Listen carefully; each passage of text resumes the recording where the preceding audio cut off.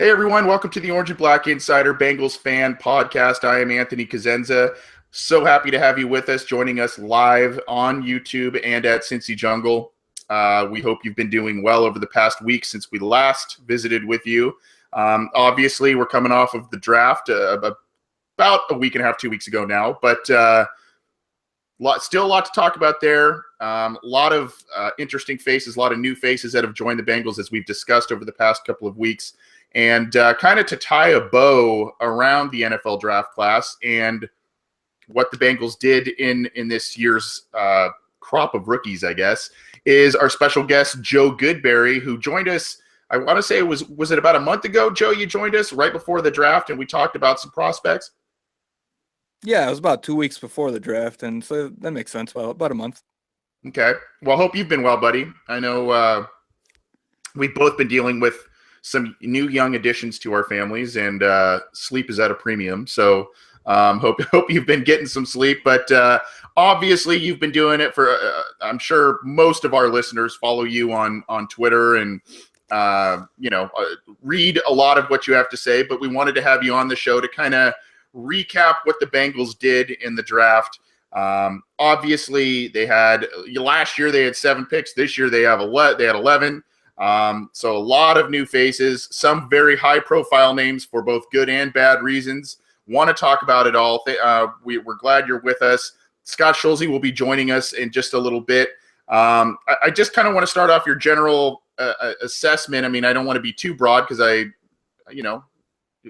a lot to dissect here. But your general thoughts on how the Bengals did. Did they get value overall in a lot of spots? And based on things that I've been seeing from you on Twitter, it seems as if this class keeps growing on you in terms of your satisfaction with what they did. Yeah, that's definitely true. A lot of times you may feel one way about the class, and then a couple weeks later you'll watch the players in the scope of now knowing they're on the Bengals and how will they use them. Sometimes you'll like them a little bit more, you like them a little bit less. With this class, I'm falling in love with it because I feel like they not only got 4 guys at the top of the draft that could have gone first round, at least top 50 for sure. I felt like they got faster. They got more athletic. They took athletes all the way down into the 7th round. They got weapons on offense. They got pass rushers, 2 of them. If you came into this draft, I think everyone would have said, let's get some weapons to help out the offense. Let's get a pass rush, get a kicker, and let the rest of the picks fill in special teams in depth. And that's definitely what they did. And it feels like a draft that set up this team to be as good as they are. Before last year, those drafts in 2009, 10, 11, 12, 13, where they really just took value at every time, every pick. They had multiple picks. At one point, they had 12 picks in this draft because they traded back in the 2nd round. So 2 trades in this draft also. That gives you some fun for a Bengals fan for if you never expect them to move around much at all. So overall, I think most fans are extremely happy. When I look at the players individually, and we'll get to each one of them, but just as a whole, I think they got faster, more dynamic, better on offense and defense for a team that I felt like was a bad team after free agency. And I mean, coming off of a bad year, but you lose your 2 best offensive linemen on a bad unit. I felt like this was a bad team. Now I'm feeling a little bit better. I feel like they can mask some of the holes on the offensive line with the talent they have around them now. So I'm excited to see where it goes from here. Now they have to play them. I think that's a big thing we always fear as Bengals fans. How are they going to play these guys? Is Carl Lawson going to be inactive for the first 6 weeks just because he's a rookie? I think he can help them now. So that's part of it. How do they respond? Do they stay healthy in camp? We've had that the last few years too, where our rookies aren't healthy to go into the season. So with 11 picks, you got enough guys that should be able to make the team. I think most of them probably do. And if they do, I hope they play and they can make an impact. Okay. And I agree with you. And here's the thing that I saw. And I totally agree with the free agency thing. It always drives me up the wall what this team doesn't do in free agency. But yep. Even in a move or 2 that they made in free agency, and what they did in the draft, you can tell that this offseason's plan, they learned their lesson in what they saw last year at the end of 2016 in terms of we need to get younger, faster, more athletic, They replaced Malaluga now with Kevin Minter in the middle. I mean, it may not be a huge upgrade, but he might be a younger and slightly upgraded version of Malaluga. And now they've got all these young, fast guys at the skill positions and other places that they added in the draft. Let's talk about, since he was the first pick they made, let's talk a little bit about John Ross. You really liked him coming out of the draft. There were obviously some hesitations from some teams, it sounded like, because of some of the injury issues and things of that nature. Even though I know he was your guy, Corey Davis, I was a little surprised to see him go as high as he did and be the first receiver off the board, just based on some things that I heard. But regardless of that, do you think that the Bengals got good value with Ross at number 9? And he was the third receiver taken at number 9. So do they still get proper value for him? And how do you see him really acclimating to the Bengals offense in the early parts of 2017? Yeah, and that's why we shouldn't disregard Corey Davis and Mike Williams, because I don't think the Bengals were taking Mike Williams. I think Corey Davis may have been. It sounded like they were always in on Ross. So that was the guy we started to key on the last couple of weeks before the draft. But it was a relief that they did go before the Bengals picked, because now that was never a chance for them. For me, watching those guys and grading those guys, I thought all three of them were top 15 picks kind of guys. I thought the way they played, their value, their upside, what they offered, all different things, because they were all different types of receivers. All of them could have fit in some way. I think Mike Williams might have been the worst fit of the three. But Ross at 9, knowing the other two are gone, makes me like it even more, because I think they would have taken him anyways. But getting a guy with that type of speed is hard to find. And you don't bet on finding those guys later in the draft. When you have a weapon there like that at number 9, you go ahead and take it. Because for me, they graded out Williams, Ross, and Davis as top 15 type picks in most drafts. They're better than any. Those three guys were better than Corey Coleman, Josh Doxson, Will Fuller, that last year that went in the 15 to 25 range. All these guys are better than that easily. So yeah, there's injury concerns and major injuries for Ross. That's obvious. And only one full strong year of starting this past year, where he stayed healthy the whole season for the most part until he needed surgery in the offseason. So there is concerns with a smaller guy. But he's more than just speed. I know a lot of fans are saying, oh, yeah, they took a fast guy. They took Darius Hayward-Bay. They took Ted Ginn. Those guys went higher because they ran fast. It's not that. I think Ross is Deshaun Jackson. I think he's T.Y. Hilton. I think he's on that level where he's more than just a speed guy. He's a speed guy, a deep threat, because he has crazy ball skills. His ball tracking is as good as it gets. And that's huge for the Bengals and huge for a companion with Andy Dalton, because he's going to lay it up there, and we don't always know where it's coming down with Dalton, but those guys can adjust and make plays. Marvin Jones made Dalton look so good on a lot of deep passes. Different than LaFell when going deep, but different when it's just James Wright and you're trying to throw it up to him, or Cody Core for last year even. But Ross in particular, I think he's a great route runner, quick feet, lightning after the catch. I think he can be an all-around guy, and the Bengals don't need him to be that, to be honest. They just need him to get the pressure off of A.J. Green. The things you can do now on offense, and go back and watch the first 6-7 weeks last year before they got Eifert. Defenses were just shading towards Green, and they didn't care about LaFell or Boyd. They weren't scared of him getting beat deep at all. Now the safety is going to have to respect Ross on the opposite side of the field. And if they don't, you can go up to him every single time. Just keep throwing it up until they get out of there. What's going to happen is defenses are going to go into a cover 2 shell, which leaves Eifert open, which leaves Boyd in favorable matchups, which leaves Joe Mixon and Giovanni Bernard with less guys in the box to run against. So I think all over, he makes it easier for Dalton. He makes it easier for Dalton to read coverages because defenses can't mix it up as much. It's going to back defenses away from Green, and it's going to open it up for all the other weapons. So just him being on the field now makes this offense better. I agree. And one of the things I got to see a lot of Ross here on the West Coast when he played for Washington. One of the things that, he's not one of these guys who's a track star trying to play football. He's actually a receiver who can run very fast, at least from everything I've seen and heard from him and watching his tape, watching live games of him. So, in that respect, it's not a project guy per se. It's not a guy they need to teach a lot of nuances to.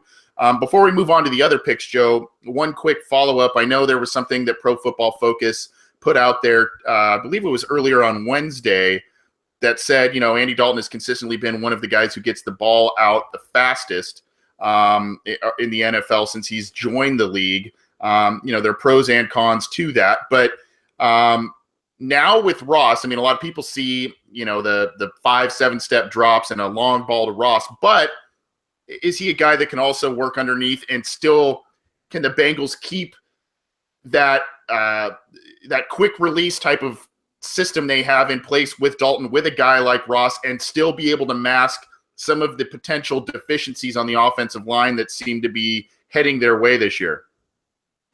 Yeah, and I expect the Bengals to spread it out a little bit more to try and help the offensive line and help keep defenses honest, keep them back, not allow them to get guys crowded on the line so you don't know who's coming and who's going. And that should help clean it up. And yes, Ross can do the short stuff. Watch him on slants. I posted a video the day after they drafted him that it was one game. I want to say, I'm forgetting who it was now against, but he doesn't go deep the whole game, and he still ends up dominating with a touchdown, 7 catches. And their slants, their comeback routes, because the corner's bailing so quickly, comebacks and hitches and out routes, because again, the corner is just bailing after an 8-10 yards. He can do that. He can get the screen. He can do a reverse. You get the ball into his hands. It doesn't have to just be go routes. It doesn't have to be speed. It doesn't have to be 5-7 step drops either for Dalton, because Ross gets it out, gets downfield so quickly.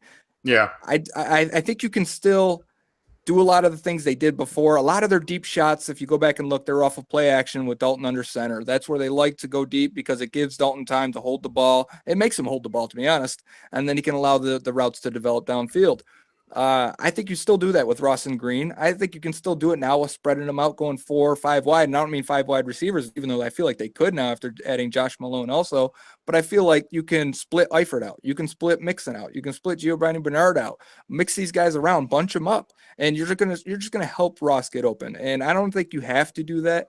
He's not a guy you have to scheme for in the way you would for Tyler Boyd and a Brandon LaFell. Green and Ross are creators. They're guys that scare defenses. Just lining them up is going to help. When you say like we're going to get to Josh Malone, but you see him, he averaged almost 20 yards per catch. He is a vertical deep guy. Ross averaged 13, 14 yards per catch, 15 yards per catch in his career. He had 1 year where it was a real crazy year, but he wasn't the all around go-to guy like we saw this past year. When you see him, he catches everything and anything. They move him around left and right side, slot, which I think he can do with him in Cincinnati, which would be pretty fun because you'll get some favorable matchups with Ross in the slot. But yeah, I'm not concerned with him being a one-trick pony. I think he can be a total guy. Yeah. Talking with Joe Goodberry, draft guru, and you can follow him on Twitter at Joe Goodberry. A lot of good stuff, not only on all kinds of NFL prospects, but specifically about the Bengals prospects. Appreciate you taking some time and chatting with us, Joe. And if you have a question for Joe, either leave it in the comment thread at Cincy Jungle. There's a post there, and we already have some questions in the YouTube chat. We'll get to those. And one is a nice segue to Joe Mixon. Brandon Seaman asks with Mixon, Gio, and Hill, who's I'm sorry, he actually, where was the other one? What do you think of Hill, Gio, and Mixon together? And obviously that kind of just feeds into the Joe Mixon pick in general. So obviously a very polarizing pick. Some people hate it. Some people love it. Some people are just kind of, well, I mean, that's typical Bengals, I guess. But your thoughts on him? Obviously a very explosive player, but is he a ticking time bomb? And as Brandon asked, what do you envision with those backs, especially early on in 2017, now that Mixon's in the fold? Yeah, the whole wrapping your head around even drafting him is going to be subject to each person. The video's tough, the whole last couple of years of knowing this was out, and he's had other incidences, whether they're big or small or unfounded. So it's hard to say it's been one thing either. If it was one time, maybe you could look past it. I don't know. It's hard to even talk about it because you don't want your team to continually to take those guys that, and it doesn't even have to be a criminal act. It could just be guys that are just seen as clowns or scumbags, and you kind of just makes you feel bad as a fan. But on the field, he is the best running back in the draft. I think he is a complete player. If he was clean, I'd stand on a table, wave my arms, and say I want him at number 9. I think he's that good. I think he's Le'Veon Bell, and I'm not being overly crazy with that. If you watch him, his vision, his patience before the line, the way he sets up blockers and gets them to overrun holes, presses the hole and then cuts back. His route running and receiving is as good as it gets, probably just behind Christian McCaffrey in this draft. And in the NFL, those two guys are going to go into the top 10 for that category as running backs right away as rookies. I think not only is Jeremy Hill lost his starting job, I think Giovanni Bernard probably has to be a little bit concerned with his role too, because Mixon is better at what Gio does than Gio. Gio's probably a better pass protector right now, but with Mixon's size in a year, and maybe even won't even take that long, Mixon's probably a better pass blocker just because he has the strength to do it where Gio lacks that. So I think a heavy workload for Mixon. I believe he could be rookie of the year, playing all 16 games, running in all situations. The best part about this pick too, because there's a few guys that I really liked at running back for the Bengals, but go looking at the Oklahoma offense and how they spread everything out and keep everything fast paced and they run out of the shotgun consistently. I thought it was paramount that the Bengals found a running back that could run out of the shotgun without following a fullback, because you can see the difference when Hill's in the game and when Gio's in the game, or in Burkhead even last year. They had to change the offense for Hill every time. They had to get Dalton under center. They wanted to bring Hewitt in. They bring out extra offensive linemen in, and they're running power right up the middle. And that's the only way they could really get Hill off the ground. If he's running out of shotgun, he was a completely different person. It's a big reason why I didn't like Fournette, even if he would have been there at 9. I thought he had the same struggles. But Mixon is the complete opposite. He can run everything. And if you watch Oklahoma, they're rarely run with a fullback. Sometimes it's Samaje Perine coming and taking a cut block on the backside, or it's a tight end blocking for him. But really, it's a lot of zone stuff, a lot of man blocking, but it's in ways that he can cut back and forth. He can pick his holes. It gets to the second level, though. That's what you want. You want a guy with vision and patience that can make somebody miss, and he has that. He has the agility, he has the explosion, he has the long speed. For a guy that's going to run behind a bad offensive line, looking at Oklahoma, and their offensive line was pretty bad for a lot of the clips you'll see and a lot of the games you'll watch. I love Mixon as a player. I think he can be the type of guy that carries your offense, to be honest. I know we have Green and Eifert and Ross now, but honestly, I think a running back like Mixon probably goes top 10 if he's clean, and those guys are rare. And I think he's a better prospect than Fournette and McCaffrey, even though they both went top 10. I think he's better than both of those guys. Do you believe the rumor that all but I think it was Ian Rappaport that said on draft day, do you believe the rumor that all but 4 teams had him off of their draft board? Or do you think that was just kind of a lot of talk because, obviously the PR nightmare that comes with drafting a guy like that? Do you believe that, or do you think that, that issue was just too much for teams to take a chance on? I don't know if I believe that, mostly because most teams will say that, I think, afterwards, like, oh, we never had interest, unless he was legitimately off the board, which a few teams leaked that he was off the board before the draft. I believe those.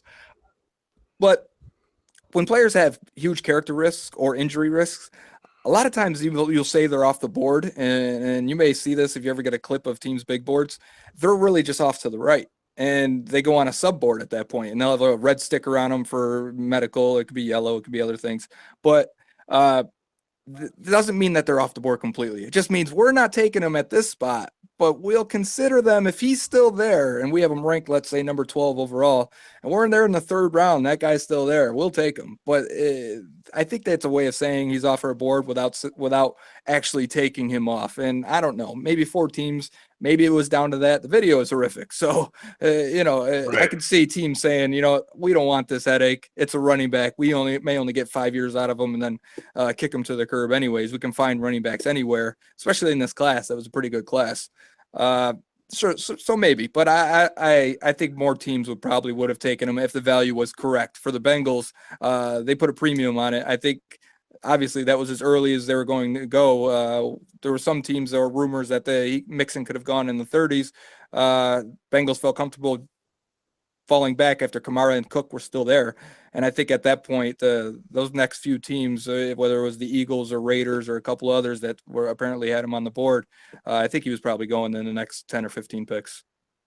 Yeah, we've got a couple people in the YouTube chat saying it was Trigger Jones who said he visited too many teams to only have 4 interested. Yeah. Mr. Sinister said all 32 teams went to his pro day. Why do such diligence if due diligence if it's too much to deal with? Good points there. Brandon Seaman also said is just a real quick follow-up. It's not necessarily on Mixon, but he does impact this player. Obviously, is Hill getting cut or traded? I personally do not think so. I think he's staying in Cincinnati for better or for worse. Maybe he becomes the short yardage guy, the goal line guy, and maybe that's what he gets relegated to. In my opinion, do you think the same, or what do you think? Yeah, I agree with that completely, especially with Gio being hurt currently. I think he would have to prove that he's I think Mixon would have to prove he can not only handle the load and be reliable for every game, every week. So I think there's some question marks, even if Hill is potentially the number 3 back on that depth chart. I think those other 2 guys ahead of him have to answer some questions first. And I don't think he'd get much in a trade. I don't even know what you would get for him. 6th, 7th rounder, the way he's played, and it being a running back on the last year of his deal. There's just not much value there. Yeah, and if there's one saving grace, even though some people were vehemently against Mixon being a Bengal or even getting drafted by any team, I suppose it would be that the Bengals moved back and still got him and not moved up for a player like that. It's a small nuance, but to me, I would not be comfortable if they moved up to get a guy like that, unless it was, I guess, super late in the draft. But I said that during the draft, round 1, when they were like, oh, maybe this team will trade up or maybe that, and I'm like, it doesn't make sense. It's a harder sell if you're taking that guy not with your first pick, and it's a harder sell if you're trading up and giving other picks for him. I didn't consider the fact of trading back and getting him, but obviously that sells much easier. If you're getting a guy like Josh Malone and Mixon, that makes it a little easier to stomach. Yeah, definitely. Let's move on. Now the Bengals did what they normally do in the sense that they take best player available, but they mixed that this year with need. And obviously one of the more popular picks in terms of value was Jordan Willis, the defensive end out of Kansas State. They grabbed him in the 3rd round. Some people thought he could go late first. Some of those, I read an article, I think it was by Rebecca Toback on Cincy Jungle, who had interviewed someone with the SB Nation Kansas State blog, and they said they were baffled that he didn't go in the 2nd round. Obviously, there's some, from what I understand, some stiffness, some, bending off the edge, that sort of thing. But the production is there, and the workout numbers were actually seemed to far surpass some of the limitations that were knocks on him coming in before the draft. So, what are your thoughts on Willis? And obviously the Bengals might have did they get a steal in the 3rd round with this kid? Yeah, they probably did, just based on value and where a guy with those measurables should go. I didn't love Willis, and it's mostly because his tape. I think he had fantastic measurables, fantastic production. The tape was, it was okay.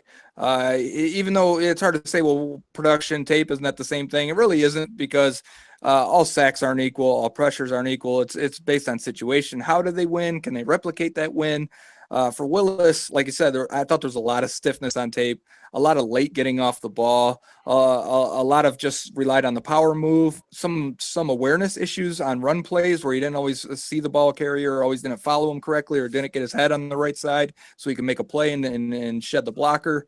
So there was a lot of things, and I compared him, and it wasn't supposed to be a literal comparison, but I compared him to Marcus Hunt only because Hunt tested crazy and he did not Mm-hmm. show that on tape.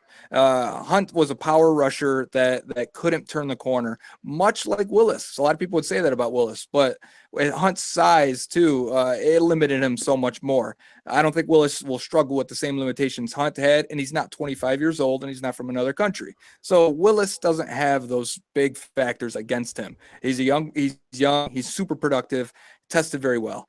I didn't like the idea of taking him maybe at the second round pick. I thought I would take him at that spot because with that athletic profile, chances are he's going to be a good player, even if he's not an all pro type. Those guys have a 12 times chance of of being a productive player into a second contract if they have passed this threshold for pass rushers. It's very important for pass rushers, and there was only 7 guys that passed it. Jordan Willis was one of them, so he's one of the guys you wanted to take at some point.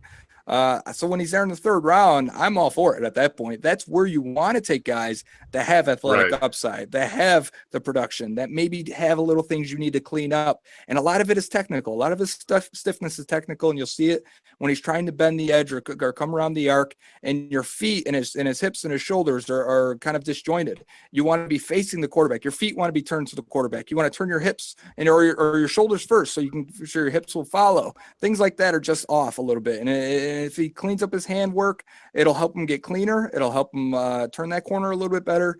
I like him as a left end pass rushing. He never really did it much on the right side. I think that's what the Bengals need. So that was another thing that I wasn't sure about. His athletic profile says he can do it, and says, if they develop him at that side, maybe he can do it.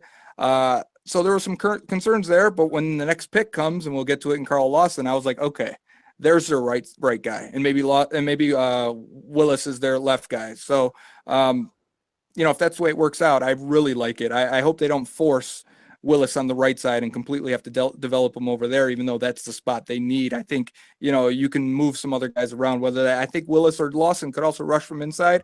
Dunlap did it at Florida. I think as he gets older, you can kick him inside. So it'll be interesting to see what they do. But getting an athlete, getting someone with that athletic profile on the defensive line really is exciting.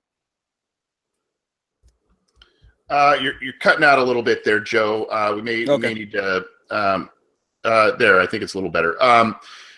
But yeah, I do agree with you there. Moving on, and it was a good segue. By the way, we're talking with Joe Goodberry on Twitter at Joe Goodberry, draft expert, and a lot of good knowledge that he brings on Twitter, and a fan favorite. I like the Lawson pick. Okay, in the 4th round, I think a lot of that was another value pick. Right after the quarterback, this is a team that plays in a division with gigantic quarterbacks that you need to bring down to the ground with regularity. You need to hit them often, and so I like the idea that they're supplementing a couple of Pro Bowl players they have on the defensive line already with some other good edge rushers. Now, I'm a little worried, Joe, that the Bengals are going full Bengals here, and they've listed Lawson as a linebacker. And if they had employed a 3-4 defense, I would say, thumbs up, good job. This is exactly, if they had a Steelers-like defense or something like that, that would fit the profile. Now, they ask their linebackers on the outside to do more in terms of playing in space, playing coverage, that sort of thing. Lawson did a little bit of that at Auburn, but obviously his specialty was getting after the quarterback. So I'm a little worried that they might waste some potential. Am I overreacting?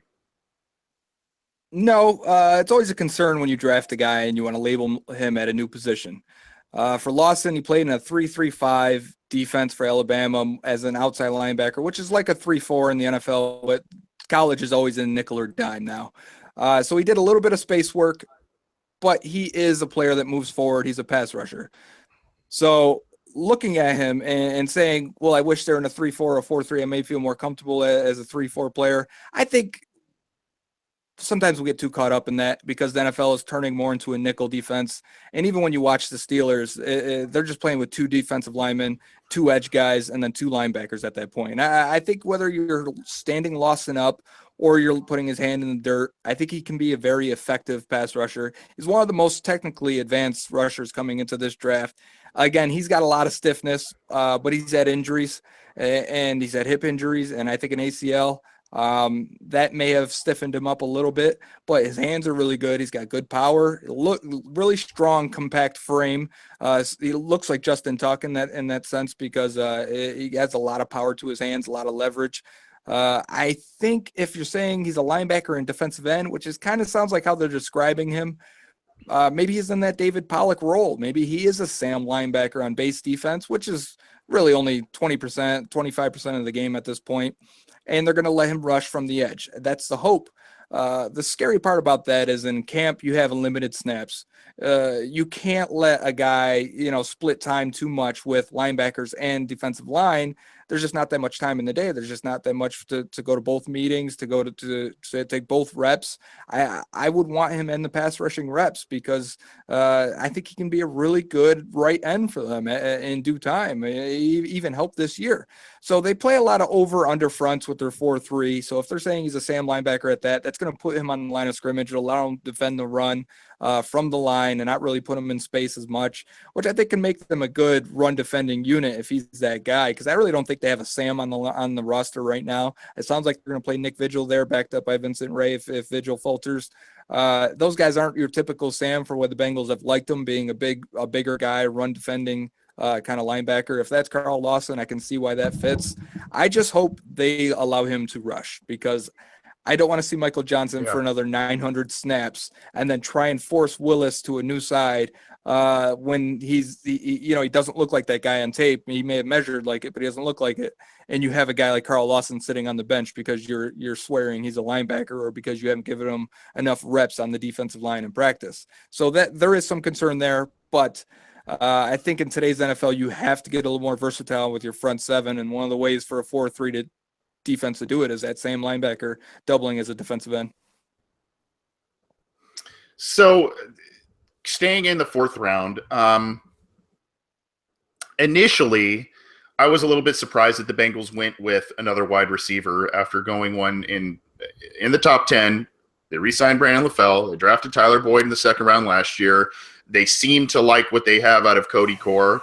Alex Erickson is a guy who led the NFL in kickoff return yards and kickoff return average, and was an excellent preseason player last year. So he was kind of the guy that supplanted Brandon Tate last year. So even though they needed that Ross guy, the speed guy type of thing, I was a little surprised they grabbed Josh Malone, but when I see the tape, when I see the stats, yes, there's a lot of developing to do in terms of, getting perhaps him learning some more diverse routes and things of that nature.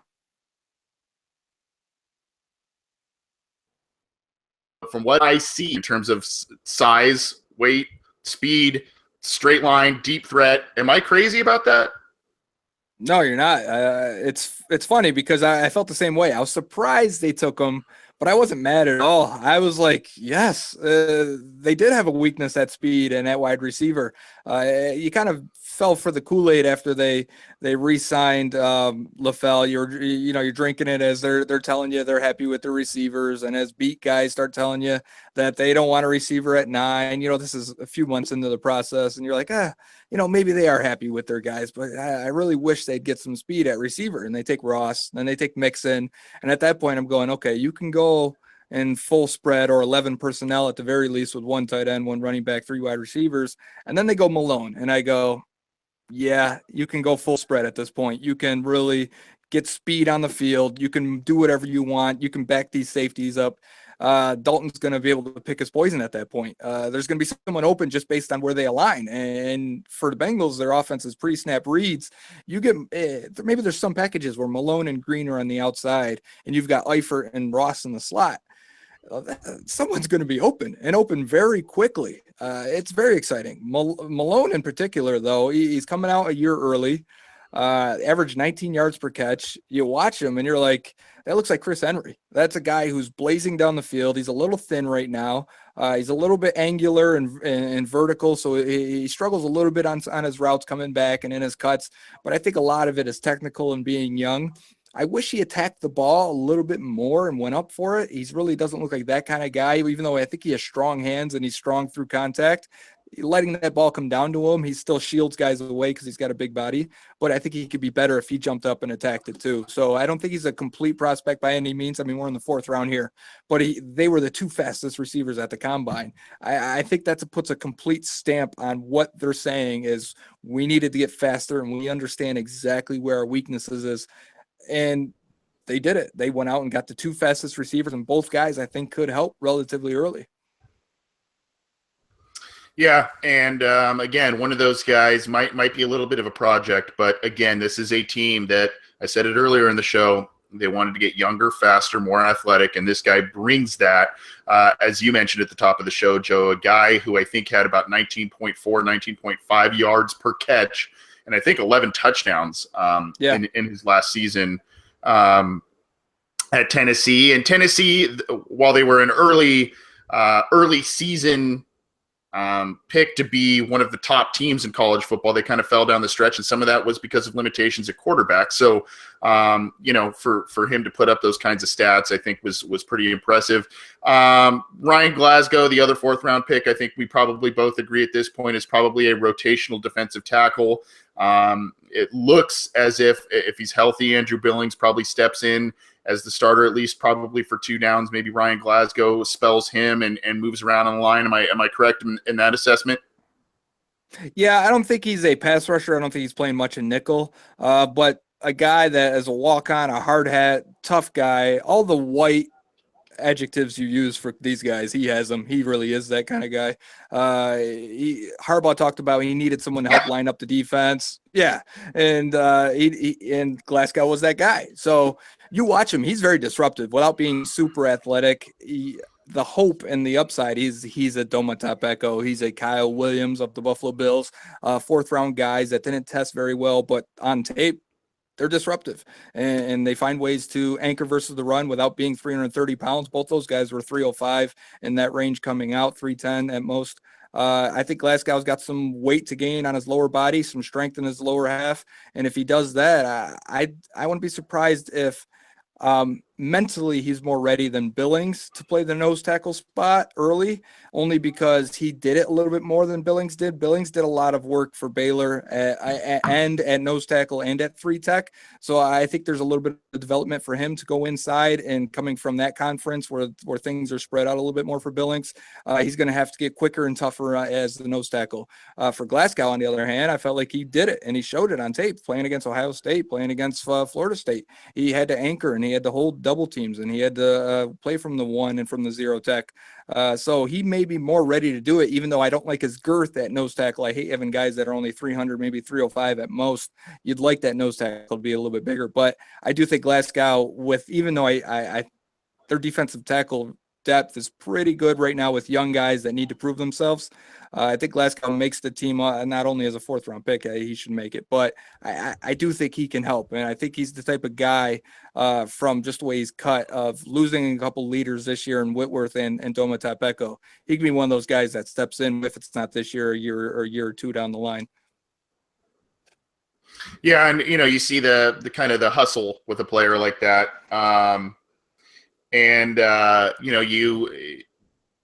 You see there was talk when he was drafted, Tim Krumrie. I was thinking maybe Kimo von Oelhoffen. There's Domata Beko, another hustler, even though he had some limitations later in his career, but there is some upside there. Just to rewind a second, Peter Neefus in our YouTube chat, Joe says, how does Josh Malone compare to Marvin Jones? I think Jones was much more agile, better route runner at this point. Attacked the ball a little bit better. I think Jones maybe had a little bit worse hands. I'm trying to think of my grades for them at this point. I really liked Marvin. I had him as a top 40 guy that year that he was drafted and was there in the 5th round. I was high-fiving everyone when they took him. Now I like Malone, but I don't think he was a top 40 guy. I know Jeff Hobson's kind of tried to sell that the last few weeks that he could have been went. Yeah, he's saying he could have went in the 2nd round. No one was saying. No one I read or listen to had him as a 2nd rounder, but I do like him, and I do love his skill set as a young guy. I think he's a little bit worse of a prospect, but upside wise, I think he can be a different player. I wouldn't compare him to Marvin Jones, even though I think he can provide a lot of the same things. I just think he's just not as quick in and out of his cuts, not going to be the same type of route runner. He's more of a Chris Henry to me. Talking with Joe Goodberry, we're going through the Bengals draft picks this from a couple weeks ago, and then asking some other questions, taking your questions in the YouTube chat in on Cincy Jungle. Joe, I thought Scott Schulze was going to be joining us. He's having some technical difficulties. I thought we'd be able to get you out of here a little early, but I think you're going to be my co-host for the evening, if that's okay. That's I cool. hope I'm not tearing you away from family or anything. Okay. All right. Well, I apologize for that. Scott might pop back in, but he's having some technical difficulties on his end. So I think if it's okay with you, we might just continue chatting about the draft. And you may not have a choice, buddy. I might just be politely telling you that. That's fine. But no, thanks for being flexible, and we'll get you out of here soon. So one of the most interesting, as we kind of go round and round, one of the most interesting picks, and unfortunately Scott isn't here because this was probably his favorite pick of the entire draft, was Josh Elliott, the kicker out of Memphis. Now, a lot of people had Zane Gonzalez, the Arizona State kicker, rated ahead of Elliott, but Elliott was still one of, if not the best kicker in college football last season, consistently up there for one of the best kickers in college football throughout his entire 4 years at Memphis. Although it's a little high for a kicker to be taken, the Bengals did use, if you remember in 2009, they used a 5th-round pick on Kevin Huber, and he worked out pretty well for them for the most part. This kicker, even though it's not a premium position in terms of using a draft pick, all of that sort of thing, it was probably one of, if not the biggest need in this draft for the Bengals. So your thoughts on Elliott? Was the value there in the 5th round? Was it a little bit of a reach? And should the job be his? They've got Jonathan Brown on the roster and Randy Bullock they re-signed also. Should the job be his based on what you saw in college? It's hard to say. It's hard to ever evaluate kickers other than he made it or he missed it. For the average guy who doesn't know how to kick, to be honest with you. So when you watch him, you're like, okay, he looks like a regular kicker. He looks like he can make most of your kicks. He had a few over 50. He didn't miss an extra point. For Bengals fans, that sounds glorious. Honestly, you can kick over 45 and you're not going to mix extra points. Sign me up. So if he provides that same thing, then yeah, he's your starter. He's your guy. You spent a 5th-round pick on him and a high 5th-round pick. And then Zane Gonzalez didn't go for another 200 and something. I mean, into 200 and something pick. So he was 7th rounder, I believe. A lot of people say he was the better guy. Again, it's hard for me to split differences. If Simmons, the special teams coach, wants Elliott, I'll side with him in this case and say, okay, that's fine. A lot of people say Gonzalez was a rare kicking prospect, so I was kind of surprised that they didn't take him. Knowing that or at least I think we all suspected they'd probably take a kicker at some point after how many games they lost because of Mike Nugent last year. But yeah, you're right. Now they've got 3 guys that intrigue me going into camp. We know what Bullock can offer, I guess, as a solid veteran. If Elliott's the guy, if he doesn't miss kicks in camp and preseason, or at least, not too many, I think he's your kicker. Let's see what the other guy is. I can't remember his name, but really strong leg, right? And he was injured last year. They got him in camp now. Apparently he's got a fantastic leg. I'd love to see what he can do, if he can be that type of weapon. But yeah, as far as kickers goes, whatever, I'll take them. Yeah. And I guess if you look at where Zane Gonzalez kicked in Arizona and where Elliott kicked in Memphis, there's a little bit more weather to deal with in Memphis than there is in Arizona. And obviously that plays a factor, being that playing in the AFC North and all of the division teams, whether it's at home at PBS or in Cleveland, in Baltimore, in Pittsburgh, all of those are outdoor stadiums that, especially as the year goes on, you have to deal with some weather. So maybe that played a factor into the decision-making there. Real quickly to close up the picks, and then I've got a couple of other questions for you, then we can get you out of here, Joe. the Brandon Wilson was a guy that played some corner. I think he played some safety. And now, like Lawson, the Bengals are trying to get a little creative, and they have him officially slated as a running back. He did a little bit of that at the University of Houston. I guess there's a couple of schools of thought with him. Might he just be a guy that maybe he's a Cedric Pierman-like guy that is a Swiss Army knife type of guy where, if you need a slot corner, if you need a safety in a pinch, if you need a gunner on special teams, he's a guy that can kind of kill multiple birds with one stone, I guess, in terms of a roster spot. And that helps because there's a lot of talented receivers now on the roster, all of that. Or is this just kind of a developmental, we had 11 picks, let's see what we can do if this guy can make himself on the roster. I personally love the athleticism. It's almost like I think I said this in a post I put on Cincy Jungle that it's almost like he's back to being a high school recruit and he's being recruited as an athlete. Yeah, he's coming into the NFL instead of actually being in a specific position as guys normally do in the NFL. So I don't know. Do you think his future is at running back? Do you think he's more of a defensive back? Is he a kick returner? I don't really know what to make of this guy, even though I like him. Yeah, I had the same questions. I was actually told by the Bengals running backs coach that he is not a running back. So we can put that to bed. I think, I'll take his word for it. And so that leaves him as a defensive back. And I think he's just a special teamer. I agree. I think that's where he's going to make his money as a guy that's taken in the 6th round and the 207th pick. You better be able to play special teams, and he's good at it. So you get a guy with that size who's done it all, whether it's blocking because he's been a running back, tackling and covering with safety and defensive back corner.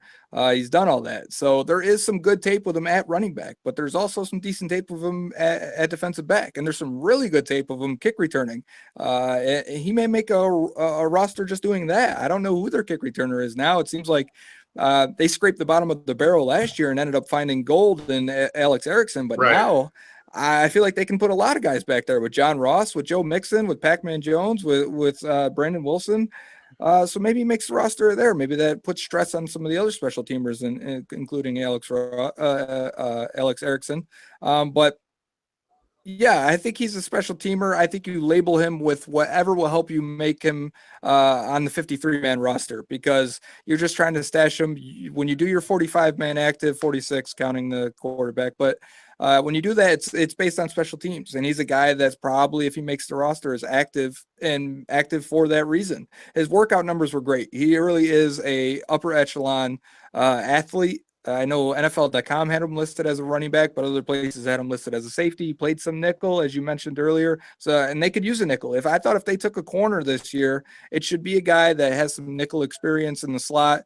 They've kind of made Josh Shaw that, even though he was kind of a safety also, and they kind of use him like a safety too. They've tried to put Darqueze Dennard in that spot. I'm not sure he's cut out for it. I'm not sure he's developing there. And they signed Ben Wickery from the Panthers, and he did it from Carolina, but he's not allowed to make the roster at this point. So maybe you get a guy like this that backs up a lot of positions, and if you need him in a pinch, he plays there. Yeah, and I believe it was Rekha Toback at Cincy Jungle wrote a very early roster prediction post, and she had written the fact that he makes the team maybe as the 4th running back or 5th running back, but also takes a backup safety spot, something like that. Like I said, he takes, one roster spot can fill a couple of needs with a guy like that. Maybe a jack of all trades, master of none type of guy. And Joe, we'll close up the class and your thoughts of each pick, and then I've got a couple more questions. Normally I wouldn't spend a lot of time on a 7th round pick, Mason Schreck, but from what I've read on your Twitter handle, at Joe Goodberry, by the way, for the listeners, in case you're not following him, go do that. I normally wouldn't spend a lot of time with him. Developmental tight end, smaller school from Buffalo. Number one, you live up there, so you probably know quite a bit more about this kid than a lot of us do. But it sounds like you went back and watched the tape, and you really like what you saw from this kid. Now, The Bengals have taken tight ends and guys like that, whether they're late in the draft or undrafted free agents, and they've been roster staples. Ryan Hewitt is one, even though he's more of an H-back at this point. I don't know. Does this kid have skills to potentially be a backup tight end? Is he more of an inline blocker, a pass catcher? Can he do it all? What do you think? Yeah, and you'd probably be surprised if I said I had no idea who he was before the draft, because even though he's in Buffalo and I'm in Buffalo, they don't talk about the UB Bowls at all locally here. I mean, I couldn't name you up unless it's Khalil Mack or something, right? Yeah, right. And then it was still, you think they would have talked about it a little bit more. But anyways, so I go back and I go on YouTube, and somebody posted a lot of all 22 cut-ups of almost every single one of his receptions, I believe, and a few nice blocks. His athleticism profile puts him in the above average category. He's a really natural receiver. He runs really good routes. He knows how to sit in holes in zone defenses. Good hands. I thought he attacked the ball pretty well when it was in the air, boxed defenders out on long balls. Surprisingly, he was a very, very good receiver with a bad quarterback. And really, it's against bad competition, but you got to dominate, and he pretty much did. And I thought he had some decent blocks. He's a big guy with an above average profile in terms of athleticism. And this was a great tight end class. I bet Mason Schreck goes a little bit earlier in a weaker tight end class. He could have been an earlier day 3 pick. He's an ideal guy with that profile to play special teams, and maybe he makes the roster. If not, he's on your practice squad for a year or so. They like the young guys they have right now. They have a young tight end group that they've drafted pretty much in the last 3-4 years now. But eventually someone's going to have to step up into those backup roles. I like Schreck as a prospect, especially in 7th round. He can receive, he can block, he's big, and he is above average athleticism. It sounds like he had a good rookie mini camp too. So sign me up for that. Yeah. In the 7th round. Yeah. And if anything, I mean, he's got a cool last name, That's true. Likened to the movie character. Talking with Joe Goodberry on Twitter at Joe Goodberry. He didn't know this going into tonight, but he's been my co-host for the evening. So Joe, thanks for taking a little more time than you had anticipated talking with us about the Bengals draft class. We've got some questions. I've got a couple. There's a couple in the chat room, and then we'll get you out of here. Okay. Let me see here. Other than Ross and Mixon, which rookie do you think will produce the most? Mr. Sinister asks in the YouTube chat. Let's say Jake Elliott, because being a 5th round pick at kicker, you don't spend a pick like that unless the guy's going to make the roster, or unless you feel strongly that he's your guy. And if that's the case, even if he doesn't play extremely well year 1, he's probably an upgrade to Mike Nugent. So, yeah, like he never had a kick return for a touchdown on a kickoff. I'm saying for Elliott, he didn't miss any extra points, and he can kick over 50 yards. That's an impact already for this team. So I would say he has the next impact. I think most people would pick Jordan Willis. He's maybe a little bit of a developmental guy. Like I said, I think he's better on the left side than the right side, and that's what they really need. So I don't know where he fits in early. I think he eventually gets playing time. But I think if you're just looking at an instant starter, Elliott makes sense. Good call and a safe one. You look at rounds 3 and 4 where you have all those other exciting names that could be value picks, and then you look at round 5 and you say, well, there's a guy in the 5th round that could be just a regular starter, even though it's on special teams for you. And K Rhodes in the chat says, does Marvin Lewis play the rookies this year? Obviously, that comes with caveats. There's some that probably will play, some that won't. You mentioned Elliott. You probably think that he's a guy that could be out there and playing quite a bit for the Bengals. But and I've got a post on this coming up on Cincy Jungle this week. But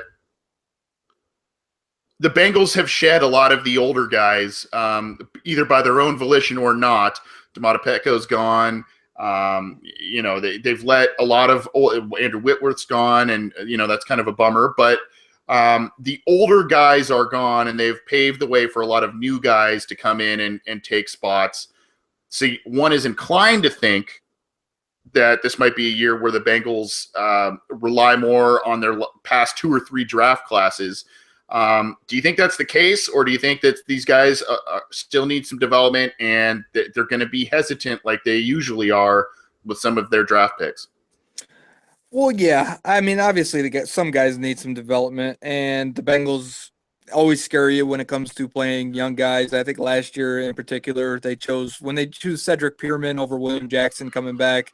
I think that was a punch to everyone's gut. Like, come on, this is your first round pick. You guys told us he's your guy, and we trust us. We're taking a corner again because Jackson's so good. And here you go, choosing a special teamers. Well, I think when they think they're better than they actually are, they don't play their rookies. And then they have a bad year. It seems like they come back and they will lean on rookies at that point. This might be one of those scenarios. I think Ross helps them. I think Mixon helps them. I think they understand that. I think Willis and Lawson help and are better than the backups. So it's hard for me to say those guys don't play and don't play early. I think Malone probably is an inactive guy on the roster, especially early. I think Glasgow, while I do think he can get in there and play, I can see them activating only 3 defensive tackles a lot of weeks, and the third one being Pat Sims or Marcus Hardison, Deshaun Williams. I'm not sure who makes it as that guy, but I could see them being active over Glasgow early. JJ Dielman, I bet, is active all year if he makes the roster at all. Inactive, I hope I said there. I think Jordan Evans and Brandon Wilson play on special teams, and I expect them to make the team. So at some point they'll have an impact. I don't know if Shrek makes the roster, but he's on the practice squad. If he does, it's probably a special teamer. So I think looking at the class as a whole, most of them should play early based on either talent or the positions they drafted were positions of severe weakness. Yeah. And I like, especially pass rusher and getting athletes at linebacker, which Evans counts, Lawson can count, I guess, and the back end special teams guys now moving up. So I think that they play at some point. Shame on me. I omitted Dielman and Evans from our discussion a little bit. Any additional thoughts? You and I, before the show came on, talked a little bit about Dielman and the fact that he's a versatile guy and he's that lineman that they love, the guy who kind of has the mean streak, but can play a couple of different positions. He played center. I think he played tackle, maybe could play guard. Your thoughts on him, as well as Evans, a guy in the 6th round who as I went back and looked at some of his tape and stats, I actually came away a bit impressed. He's not a thumper. He's not a guy who, will make the huge hit. Sometimes misses some tackles, but he's kind of that rangy guy that could pick the ball off and spark a big play. I think he had 4 interceptions last year alone, 2 returned for touchdowns. So your thoughts on both Dielman and Evans quickly as we start to wrap things up. Yeah, Dielman was probably my least favorite pick out of all of them. I thought they'd probably take 2 offensive linemen at some point, especially with the state of the line going into this year and really not having the backups being developmental guys right now, which were Fisher and Oboye last year and the year before, are now your starters. So you should probably get some guys back there just in case. Dielman, only 5 starts at center, and they call him a center. So there's going to be some development going on there. He's a ways away from being a center, especially at a 6'5" guy at 305. He's kind of thin for that. I started 26 games at right tackle. And when you're a right tackle in college, a lot of times people will say you're a guard. So I think he's probably a guard or a center, but either one he's probably not ready for. He spends a lot of time on the ground rather than, he's a fighter, but because of it, he loses balance. He doesn't always have the correct leverage, doesn't always have the good hand placement, and he gets thrown around a lot because of it. But he's willing to get up and battle through it, which is great to see. But knowing he's going to go against bigger, stronger guys in the NFL, he's got some development to go. I agree with Evans. Evans was a guy that flashed a bunch. I knew about him in college, didn't really study him before the draft, but after I was like, okay, let me go watch this guy because I remember his pro day workouts were insane. And I go back and watch, and I'm like, yep, they got an athlete. Here it is. To continue the trend throughout the whole draft, they got athletes, whether it was on tape or on testing, or some cases it was both. With Evans, he looks fast on tape. He looks athletic on tape. He's natural in space, and his athletic profile puts him up there as he's probably our at most athletic linebacker from day one. So not only does that help special teams, but you may have got a potential starter in the 6th round, a guy that could develop. He needs to get stronger. He needs to get a little more aggressive, a little more physical, but everything else that the Bengals lack at linebacker, he already has and possesses, and as shown it on tape. Yeah, 4.5 40 at 6. I think he's 6'2", 235. Had close to I think it was 38.5-inch vertical at his pro day. Yep. Just really helped his stock. I think if obviously the Bengals didn't take him, then he was probably going to get taken somewhere around that spot. Developmental guy, but a guy that could be a better version of Emmanuel Lemur, who had some bright spots with the Bengals. Didn't have some good times with the Bengals. Could be a guy like that, maybe better version. Probably will push Nick Vigil for some time later down the road, but we'll see. Let's get you out of here on this, Joe. There's kind of a lot of questions in the chat room that are similar to this, but I'm gonna claim it as my own.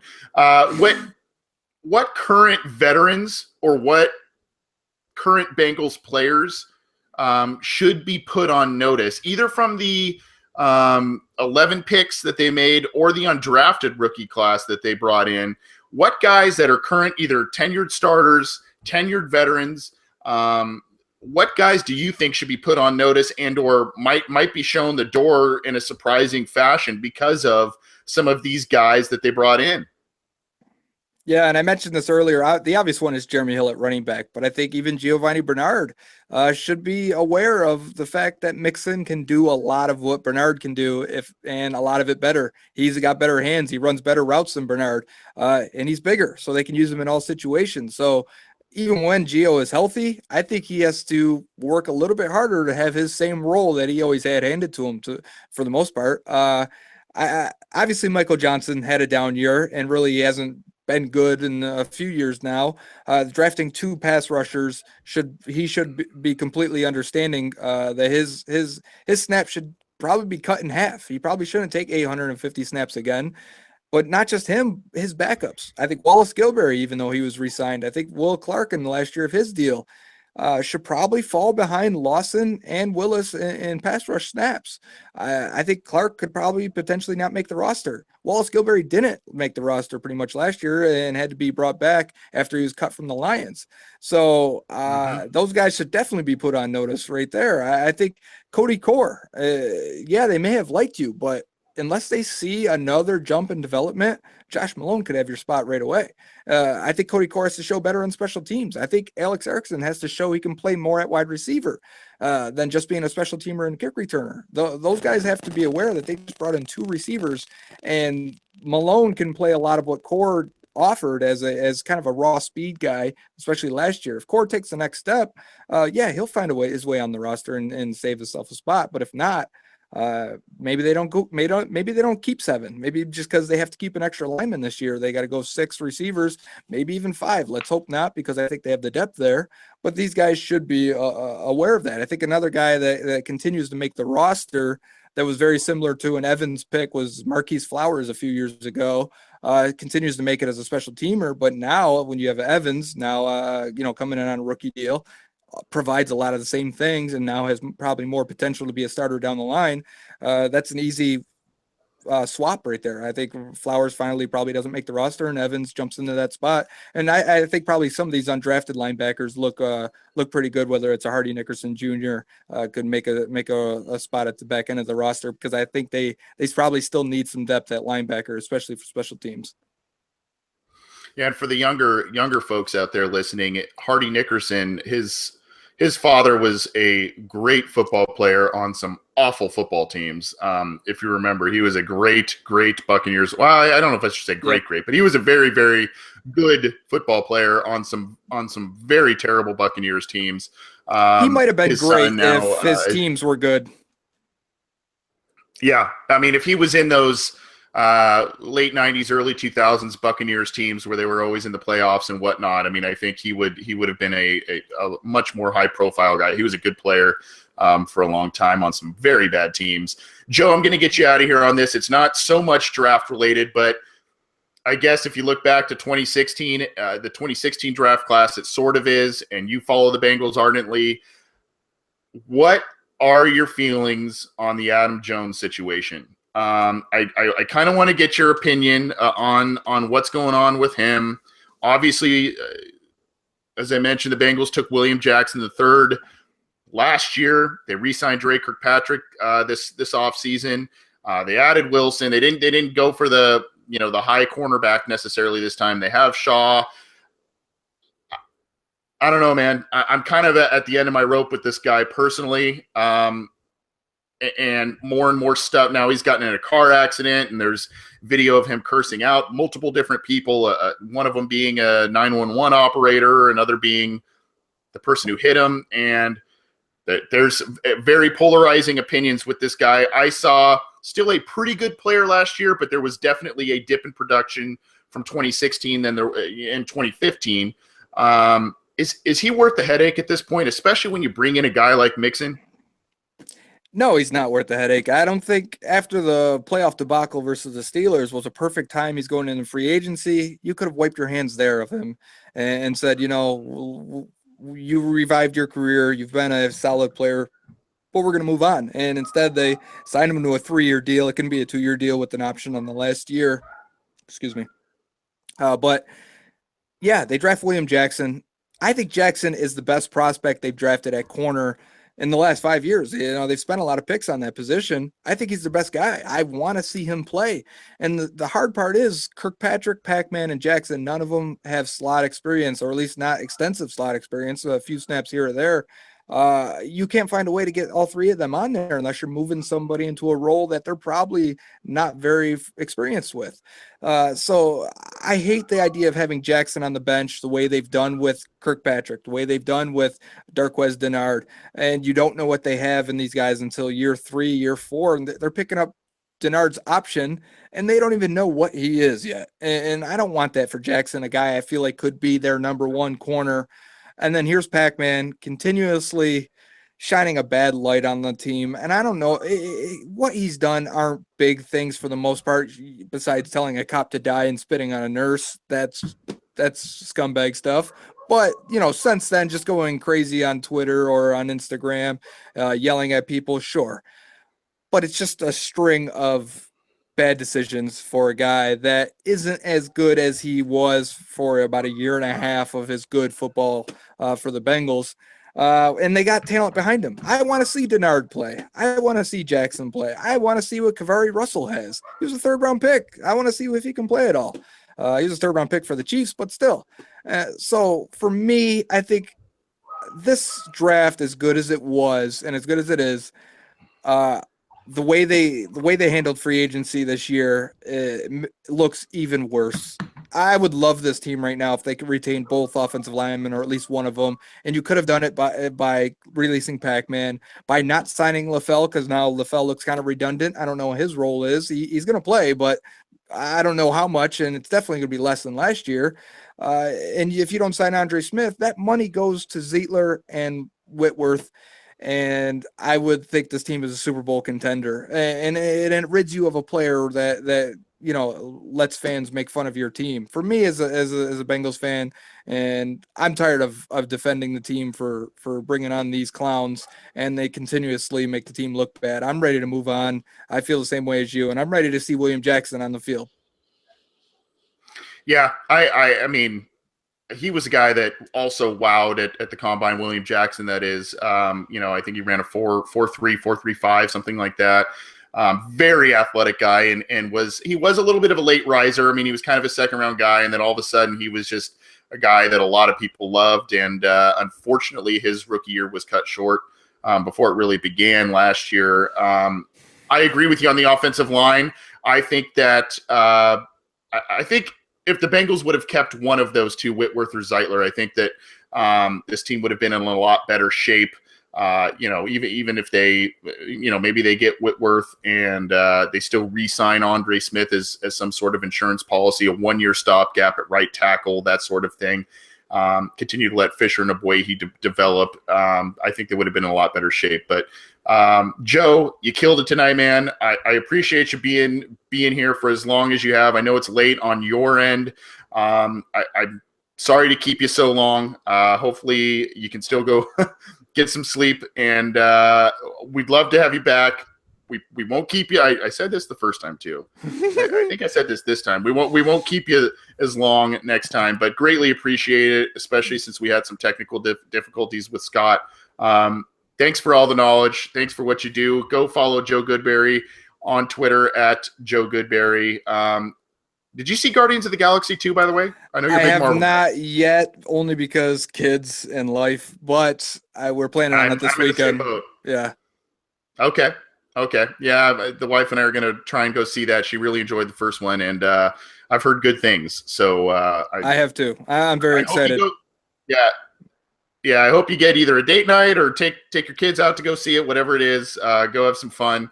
Appreciate you stepping in, man. Great stuff.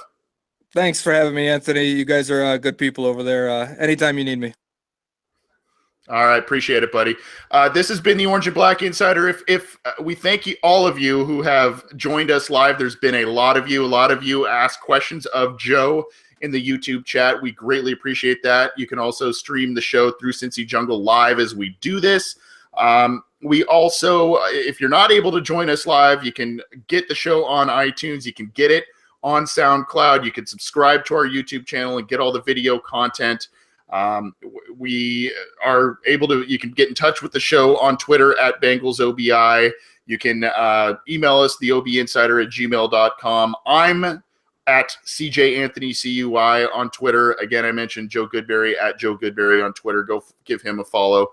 Thanks for tuning in. This has been the Orange and Black Insider Bengals fan podcast. And let's hope that the optimism that Joe and I share of this 2017 draft class translates to on-field success. Thanks for listening.